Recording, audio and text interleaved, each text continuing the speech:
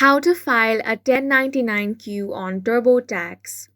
Hi guys, welcome to our channel. Let's begin. Form 1099-Q reports distributions and benefits from Coverdell Education Savings Account and 529 plans. It's reported on tax return of the person whose social security number is on the form. Now, the first thing you want to do is log into your TurboTax account. If you are using TurboTax online, then you want to open or continue your return. Then go to Form 1099-Q. Follow the on-screen instructions to enter your info. If you're using TurboTax on desktop, you want to select Federal Taxes and then Deductions and Credits. Select I'll choose what I work on. Now, under Education, select Start or Update next to ESA and 529 Qualified Tuition Programs.